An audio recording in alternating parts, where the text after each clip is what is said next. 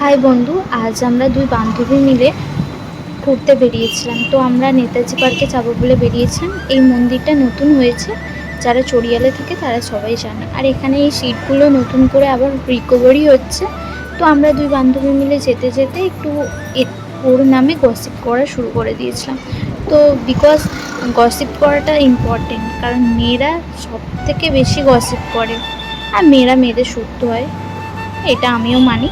তো এখানে মাজারে এসে গেছিলাম, মাজারের সামনে, তারপর শিব মন্দির। এই শিব মন্দিরটা খুব জাগ্রত, যারা চড়িয়ালের মধ্যে থাকে তারা সবাই জানে প্রায়, এটা খুব জাগ্রত।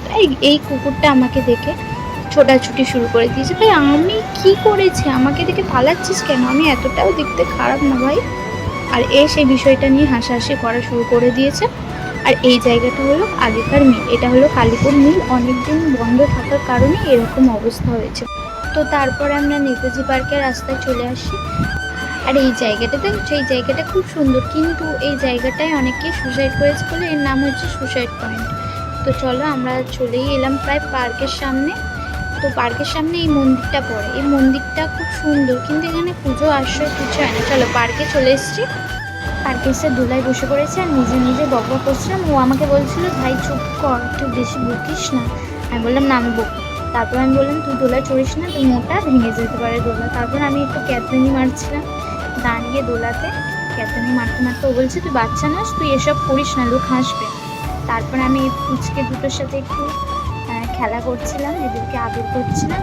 এদেরকে আদর করলে আলাদাই একটা মনে শান্তি, কারণ মানুষ ঠকাতে পারে কিন্তু এরা ঠকাবে না, এরা নিঃস্বার্থে ভালোবেসে যাবে।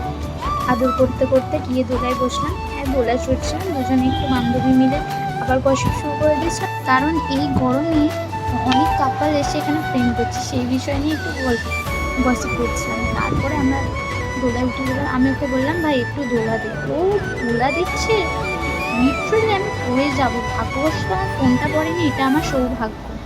ও এমন দোলা দিচ্ছে, এমন ঝাঁকুনি হচ্ছে, আমি বলি, ভাই তোকে আর দোলা দিতে হবে না, তুই যেমন দোলা দিচ্ছিস আমি হয়তো আর দোলায় বসে থাকতে পারবো না, তুই বন্ধ কর, তুই আর দোলা দিস না ভাই আমাকে। তারপর আমি নিচে বসেছিলাম, নিচে দোলা খাচ্ছি।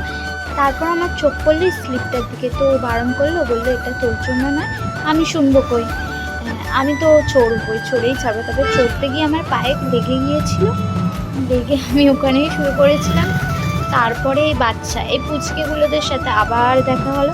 এরা তো আমার পিছন ছাড়তে চাইছে না, আমি যেখানে যেখানে যাচ্ছি আমার পিছন পিছন যাচ্ছে। তারপর আমরা ওখান থেকে বেরিয়ে এসে এই আম গাছটার সামনে দেখলাম যে দুটো ভাই আম পাচ্ছিল। তো বললাম, ভাই আমাদের দুটো আম দিবি? ওরা বললো নিয়ে যাও, বলে আমাদের এক প্লাস্টিক আম দিল। তারপর আমরা বাড়ি ফিরে এলাম।